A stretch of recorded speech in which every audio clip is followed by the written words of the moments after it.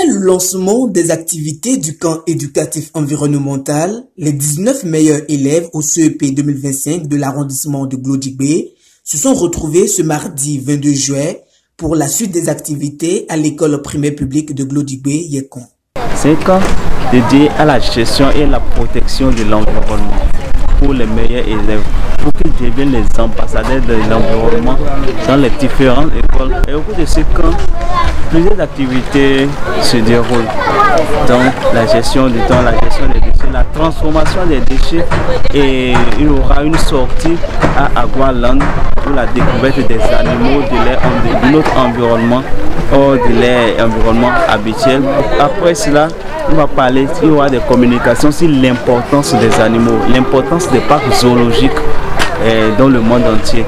Et après ça, nous allons parler de l'importance des arbres, parce qu'il y a la disparition de certaines espèces végétales qui disparaissent. Donc, nous allons les parler de ça pour que à chaque fois que on voit les arbres, tout être, les insectes, les animaux, on puisse prendre soin. À la suite de la présentation du journal du camp initié par l'ONG Action de Solidarité, un débat sur l'importance de la protection de l'environnement a eu lieu, suivi d'un atelier sur le recyclage et la transformation des déchets. Pour réaliser le compost, qu'est-ce que je fais?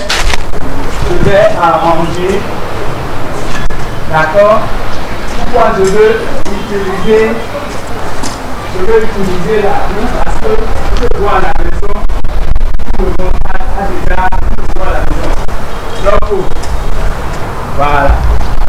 Donc il faut utiliser les choses que nous avons à la main. Donc, vous voyez. Est-ce que vous voyez ce que je fais?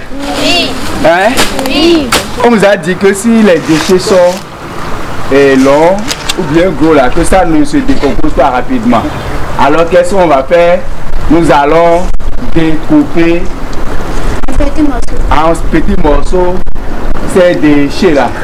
D'accord? Oui. Donc, suivez-moi bien. On a fait la chasse aux déchets et maintenant il faut qu'on fasse le tri des déchets. On a dit ce que c'est que les déchets biodégradables, les verres, on a parlé des verres, des métaux, des plastiques et des déchets organiques. Maintenant on va voir après la chasse tout ce que vous avez amené. D'accord? Nous allons faire le tri pour voir ce qui est utilisable, ce qu'on peut utiliser dans le jardin, qu'est-ce qu'on peut faire avec les autres, ici et maintenant. Les 1 heure du temps qui est parti, c'est de faire, on va faire sortir tout ce que vous avez apporté. Et on va voir. Nous allons faire beaucoup de mascottes. Vous savez ce qu'on appelle une mascotte? C'est-à-dire donner une forme, une image des déchets que vous avez. On peut faire un homme avec ce que vous avez mis là. On va faire la forme d'un homme. Vous pouvez le réaliser, non? D'accord. Donc, monsieur Antoine, voici que nous allons faire le tri pour que les ailes soient rapides. On peut le faire ici ou bien. Nous avons déjà abandonné ces déchets dans la nature. Et demain là, ces problèmes-là, les problèmes liés à ces objets vont venir nous affecter. Et je vous assure que vous n'aurez pas les moyens pour prendre soin de votre santé en ce moment. On suppose un instant que c'est lorsque vous avez 20 ans que vous avez commencé par consommer dans le sachet. À 20 ans, vous avez encore de la force. Vous travaillez. 30 ans, vous avez encore la force. 40 ans, vous avez la force, peut-être même jusqu'à 50 ans. Mais lorsque vous aurez par exemple 55, 60, et que ces maladies frappent à vos portes, comment est-ce que vous allez vous en sortir? Toutes vos économies, vous allez faire quoi? Vous allez tout débloquer dans ces maladies sans avoir de solution concrète.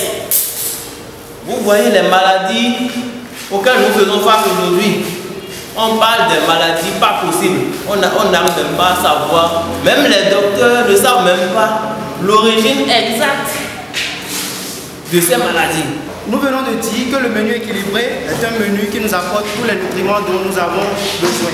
Nous avons cité ces nutriments-là Vous venez de dire que nous avions les glucides, oui, les protéines, les lipides et les sels minéraux et les vitamines. Un bon pour elle. Aujourd'hui, nous avions appris beaucoup de choses. D'abord, comment nous allons protéger l'environnement. Donc, on les a enseigné pas mal de choses. D'abord, les différents types de déchets, les déchets biodégradables et les déchets non dégradables. Et aussi, nous avons appris comment nous allons transformer ces déchets biodégradables en compost. Donc c'est ce qu'on a fait aujourd'hui. Après cela, nous sommes à l'étape de mascotte. Les déchets non dégradables, au lieu de les jeter, on peut fabriquer beaucoup de choses à l'aide de ça. Donc je suis très content, surtout au moment où on est en train de faire la manière dont on réalise le compost. Les enfants sont éveillés, ils posent des questions et les questions viennent de gauche à droite.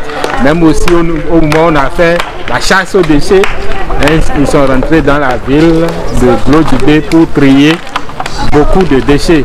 Et ils sont éveillés, tant mieux, tout se passe bien ici. Plusieurs autres thématiques ont été abordées afin d'amener les futurs leaders et cadres de demain à intégrer les notions environnementales pour que le slogan « Toi, moi, nous, protégeons l'environnement » demeure un guide vers le succès en harmonie avec la nature. Moi, j'ai retenu qu'il ne faut pas laisser les sachets plastiques traîner dans l'environnement.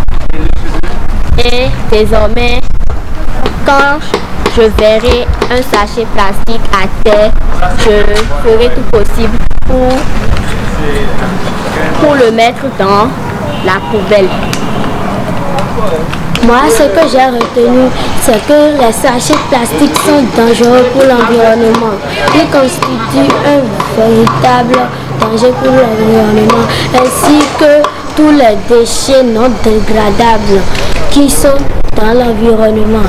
À partir d'aujourd'hui, moi, je ne vais plus utiliser des sachets plastiques. Rendez-vous ce mercredi 23 juillet 2025 dans le Zoo Park Agualand afin de toucher du doigt le mouvement des animaux dans la nature.